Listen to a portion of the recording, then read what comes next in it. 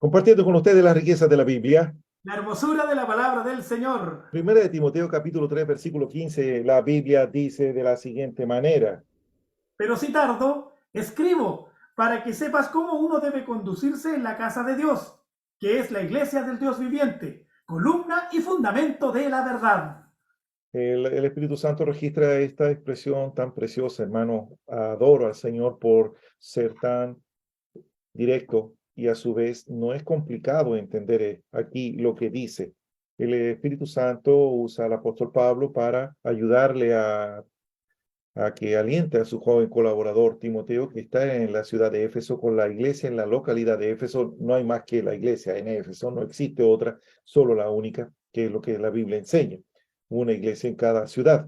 Y por ende, en la localidad allí estaban viviendo la iglesia, pero habían entrado unos problemas y estaban causando el desaliento en los hermanos. Cuando leemos la carta a Éfeso, en el Apocalipsis, se nota y se ve allí, ellos habían perdido el mejor amor, su primer amor. Entonces, no que habían dejado las reuniones, ni habían dejado de orar, ni de cantar. Se puede cantar alegre y se puede cantar decepcionado. Se puede orar para conversar con Dios y se puede orar simplemente para tener la rutina de orar. Entonces vemos cómo hay una decadencia de alguien que no tenía eso y ahora lo llega a tener, y algo generalizado en la iglesia, producto de justamente estas advertencias. ¿Cuáles? Esto que hemos aprendido. Por ejemplo, el programa anterior ya vimos, no debe darse la importancia ni a los mitos ni genealogías, enseñanzas, hay genealogías interminables, mitos. ¿Cómo eso traer tantas cosas para la iglesia y las fábulas?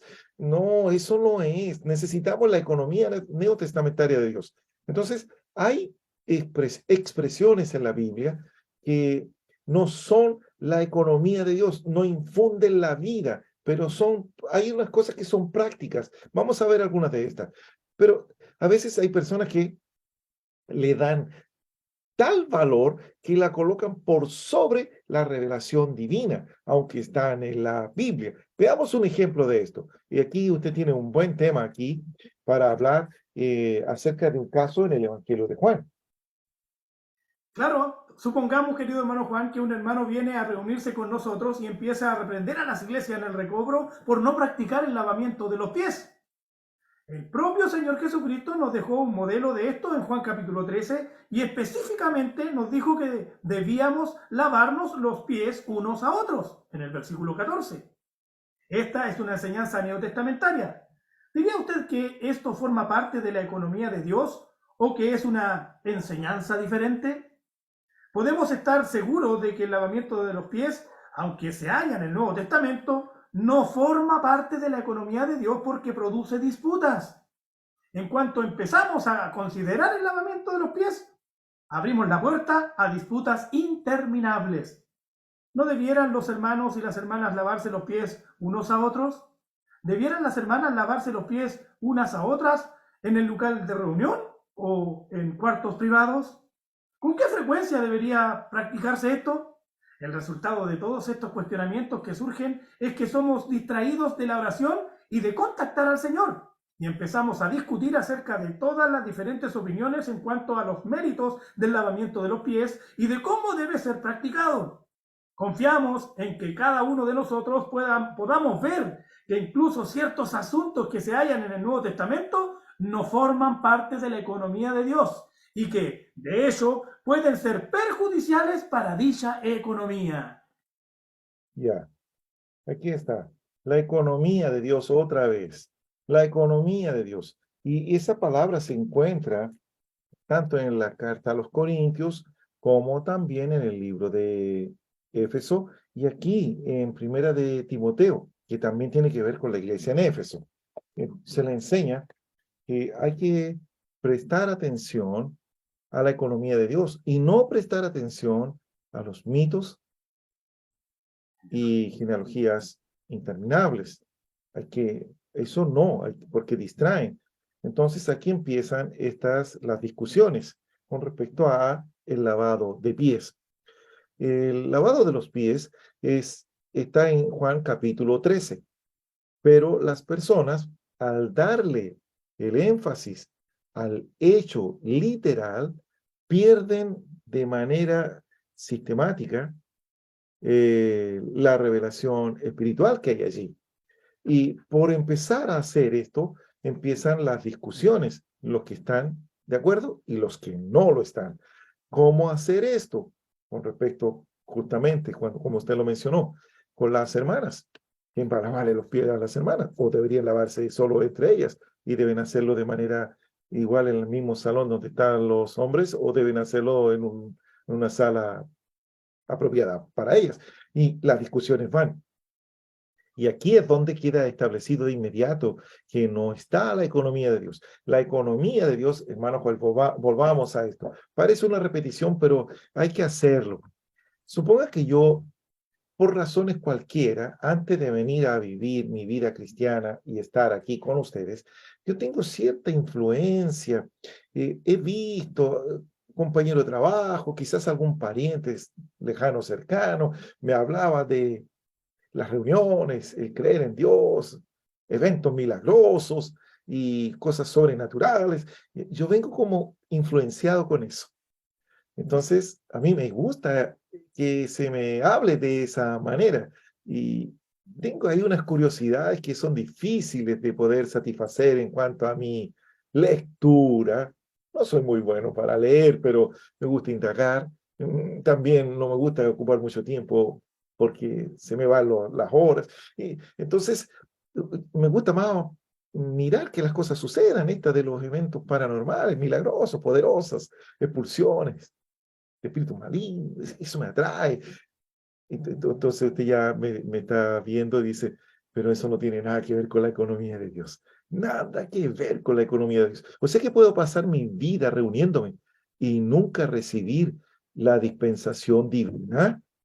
Claro que sí, por poner atención, querido hermano Juan, a mitos, a genealogía, a ritos, llegan a ser ritos estos, hermano, y no se imparte Dios en este tipo de prácticas.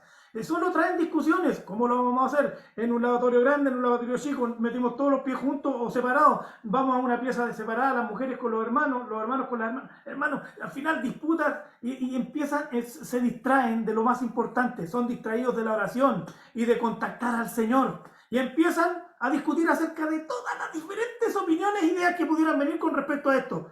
Querido hermano Juan, la economía de Dios es algo crucial, porque la economía de Dios es que Dios desea impartirse.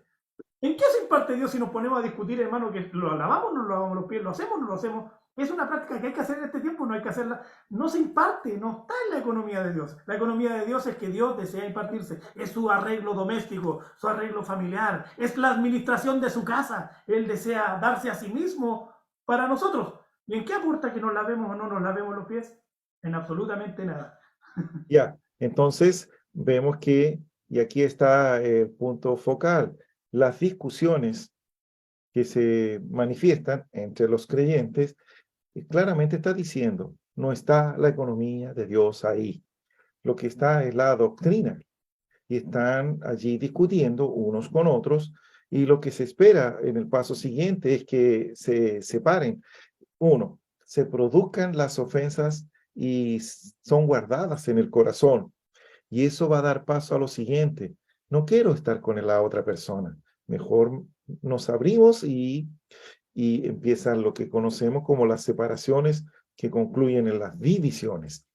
Qué ofensa al Señor, enviando a su Hijo para que muera para redimirnos y comprándonos para Él. Ni siquiera somos nuestros. Y aún así se existe la osadía de discutir por doctrinas, cuestiones que no se terminan nunca porque se van dividiendo. Y no se le da importancia a la economía de Dios. Esta palabra economía de Dios que se usa en el Nuevo Testamento, el Espíritu Santo la registra tanto en 1 de Corintios capítulo 9 como en el libro de Efesios capítulo 1 y en el capítulo 3, más aún en el capítulo 1 de 1 de Timoteo, muy fácil, allí está. Entonces es el arreglo de Dios de él dispensarse. Entonces podemos ver. Quizás, hermano Joel, usted ha escuchado ese cántico o alguna predicación. Es muy raro que la predicación, pero más común, la canción, el Shaddai. Es una palabra hebrea.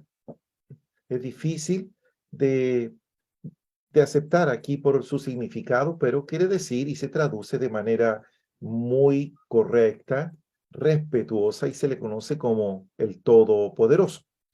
Pero según lo que yo entienda de poder, es como voy a captar el concepto. El Todopoderoso, me imagino que es poderoso para disciplinar, para arruinar y para proveer también. Pero cuando habla del Todopoderoso, nosotros aquí, y el Señor se presentó así para decirle, yo soy el Todopoderoso, no andes más en las debilidades, yo me voy a dar para ti.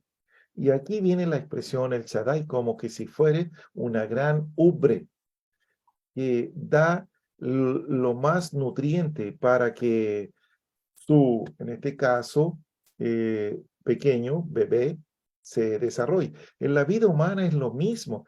Todos los que tenemos esta naturaleza en la creación de ser amamantados por nuestra madre, recibimos todo solo en ese hecho de que alguien se nos imparte, se nos transmite, se nos da, se nos dispensa. Entonces Dios vino para dispensarse, Él lo es todo. Por eso es que podemos encontrar que en Jesús el Cristo, que quiere decir el ungido, esa persona que es Jesús, Jehová el Salvador, en Él usted puede decir, usted puede ayudarme. Por ejemplo, encontramos que Él dice, yo soy el pan de vida. Ya, Él es el pan, una persona. Yo soy el agua de vida. Vaya, aquí está el pan y el agua. Y luego Él, en Juan 20:22, les dijo a los discípulos, recibid el Espíritu Santo y Él mismo se sopla. O sea que Él se sopla para que le reciban. Aquí tenemos, quedémonos con estos tres. Tenemos el pan, tenemos el agua Tenemos y el tenemos aire. el aire. Tres asuntos que son factores determinantes para que la vida se sustente. O sea, aquí hablamos solo de tres cosas, pero Él, una persona, lo es todo para que nosotros nos desarrollemos. Cuando una madre amamanta, no solo le provee el líquido para que el bebito esté tranquilo, allí están todos los nutrientes, inclusive hasta las defensas, son transmitidas. El sistema inmune de su madre pasa para este bebé y este se va teniendo allí defensa y está protegiéndose. Pero ¿cómo? No vemos eso, solo vemos un líquido lácteo, pero allí está toda la transmisión divina. ¿Qué está haciendo? Esta sería la economía de la madre, de proveerse a sí misma para su bebé. Esto es Dios para nosotros, esto es Dios para nosotros. Y aquí le gusta ahora que Dios se nos dé, se nos dispense, se nos transmite como respetuosamente, como una gran ubre, el Shaddai, o hablemos de genealogías, de mitos. Hermano, esta cuestión del lavado de pies, yo creo que, y empiezan las,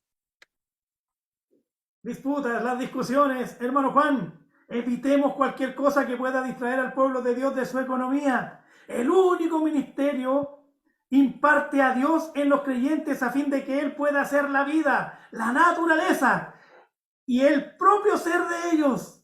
Este pueblo escogido forma el cuerpo de Cristo, la iglesia. No debemos añadir ni conceptos ni opiniones a este pensamiento central de Dios. No digamos que hay diferentes tipos de fluir entre nosotros. Un fluir es un concepto. Tampoco piense en términos de un camino viejo y uno nuevo. Concéntrese, concentrémonos en la economía de Dios.